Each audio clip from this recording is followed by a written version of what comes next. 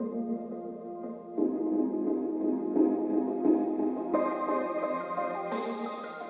Mark Donovan here, and today I want to go over the topic of these UFO/UAP sightings that have been going on for the past month or so in New Jersey and New York, as well as other places around the world.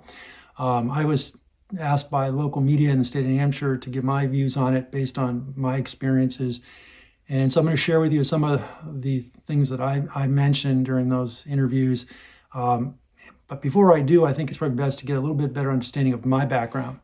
My background is electrical engineering. I spent 38 years in high tech. I started off in 1984. One of my initial tasks was to do some EMP type evaluations on power supplies designs to ensure that military grade equipment survived an EMP situation. Secondly, I went out to White Sands Missile Range out in New Mexico and was doing nuclear rad-hard testing for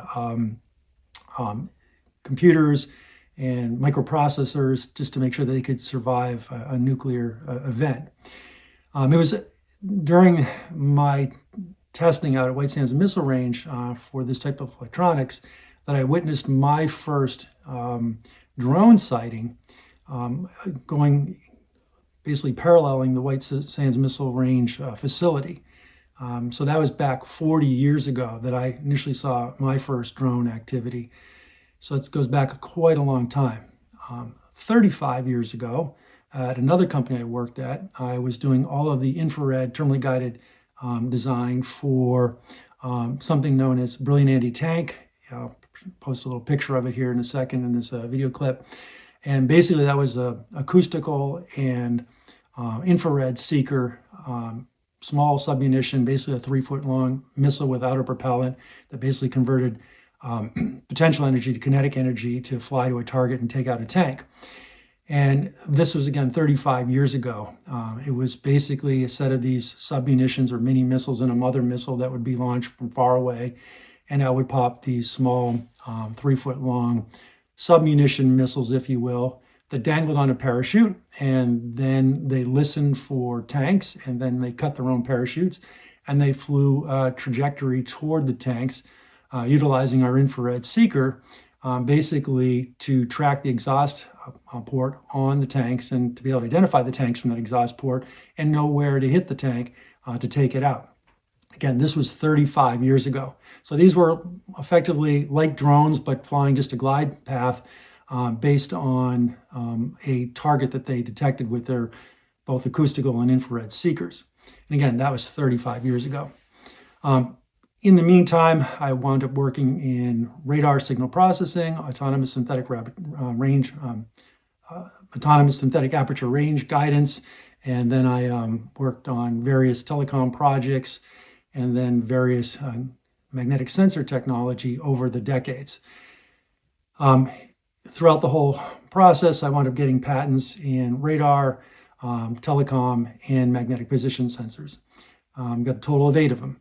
So anyways, while that was going on, particularly my later years in technology, I got involved in flying aircraft and wound up working my way through a private instrument rating, commercial, flight instructor instrument, multi-engine, land and sea, pretty much just did about everything in it in terms of flying. And that's what I do currently. I'm a flight instructor and have been so for the past 6 years. The past 2 years, pretty much full time. I also founded a company in 2016 called Falcon Imagery. This YouTube channel is part of it, where I started doing drone business activity. And University of New Hampshire reached out to me, I think in 2018, and asked for me to teach a course for helping students prepare to take their Part 107 remote pilot commercial drone license. And I've been doing that ever since. And as a result of that experience, that's why I was recently contacted by New Hampshire media to give my thoughts on some of this drone activity. So I want to share with you again now what I can assess from the drone activity information that I've seen, at least, just in the general public. So first of all, I wanted to comment that when it comes to these drones that are flying today, as recently as March 16th of 2024, any drone flying in our national airspace needed something called remote ID functioning. whether it be being flown commercially or for recreational use, with the exception of recreational use for drones weighing less than half a pound and not flying over people. But in any other case, a remote ID function has to be operating the drone. If the remote ID is not working, the drone can't even get off the ground in most cases, unless you're doing something nefarious here to work around that. With that remote ID, it basically transmits out information about the velocity, the GPS position information, its altitude, any errors that are going on with the drone, emergency conditions in the drone. It's also communicating the control base information, where the person's operating the drone from.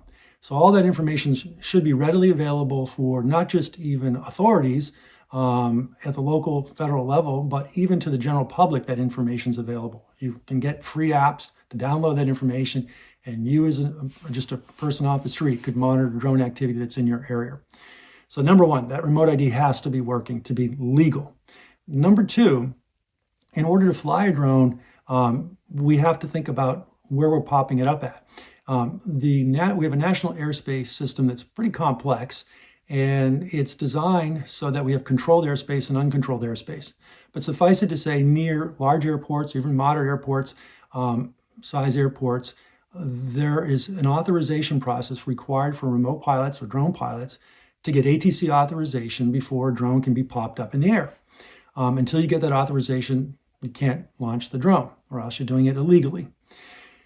And so, between remote ID and the fact that you need ATC authorization, if you can be anywhere near a national airport, you've got to have those two things functioning and doing for activities to fly legally.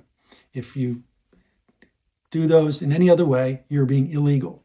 So when I hear the federal government people say that, oh, these drones, we don't know what they are, who they are, where they're coming from, etc. Well, then they must be flying illegally, because if they were flying legally, they would have remote ID, and we would know where they are, know where they're located, know where they launched from, know where they landed, and we know who'd be operating them. So that really brings up a concern for me. A third point I wanted to bring up was that in the past week or so, the FAA has issued temporary flight rules, or TFRs, to several dozen, if not more, locations around New Jersey and New York area, or basically the no-fly zones. Now, they're called TFRs, or temporary flight rules, keyword temporary, and yet these temporary flight rules are up for periods up to January 17th to January 19th. Why a temporary flight rule for so long? Why are they so many of them? I also noticed it does say where they're located, because you can see them on any map. I'll show a map here in this video clip. They're over, a lot of them are over power plants, water supply facilities, and other, let's say, high asset type areas. So again, if these drones were flying legally, why would the FAA need to put up temporary flight rules to make sure nobody was flying in those particular areas all of a sudden? Fourth, when it comes to, again, monitoring drone activity, as I said, to fly a drone commercially, you need remote ID working on the drone, and even recreationally, except for these small half-pound drones that are not being flown over people. But that said, there is technology that's been on the commercial market. DJI, which sells about 70% of the drones worldwide, had something called DJI Aeroscope. And this technology could be purchased for any company or building or government agency that wanted to have visibility on any drone activity that may be in its certain radius area. And so companies like power plants, government agencies, water for supplies, etc., could purchase these units, and they cost anywhere from $10,000 to $150,000 at the time. Could be employed, and basically what they do is they snoop the telemetry data coming from the drone down to the controller, and basically whoever has access to this equipment can identify where the drone's being launched from, what altitude it's flying, when it's being flown, etc. So this technology was readily available in the consumer market. It's odd, however, in 2023 that DJI discontinued that technology. But that said, if it's commercially available, suffice it to say that your government definitely has that type of technology available internally to do the same thing. They can snoop or basically intercept the communication between the drone and the control station to get information about that drone and where it's being launched from, where it's flying, etc. The next point I want to bring up is in regards to taking down these drones. So there's plenty of technology out there to take them down, and some of it in a what they call soft way. You can jam the frequencies between and the communication effectively between the drone and the control base station to effectively have the drone just drop out of the sky. So it's a soft takedown of the drone. There's no risk of broken pieces flying all over the place or other types of material that could potentially injure somebody. You can basically just aim the jamming unit at the equipment, at the drone, and it effectively just fall out of the sky. Second of all, in cases where you want a hard kill of the drone, if you'd like, there is equipment that can monitor not only using a technology called radar and infrared, can monitor the azimuth, range, and elevation of the drone and feed that to a ground-based type of weapon that can then lock on to the drone and take it out as a hard kill. So those technologies exist today. You can find them currently on the internet. It's nothing secret.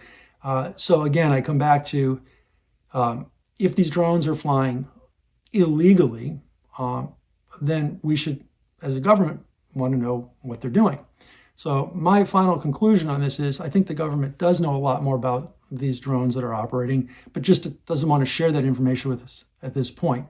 Maybe for our own good, maybe not so for our own good, don't really know.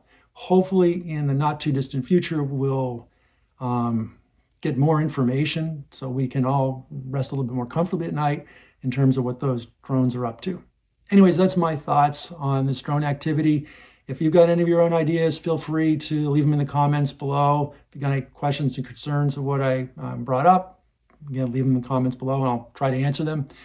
But anyways, hope you found this video interesting. If you did, consider hitting the like button and subscribing to the channel so you get notified when I come out with my next video.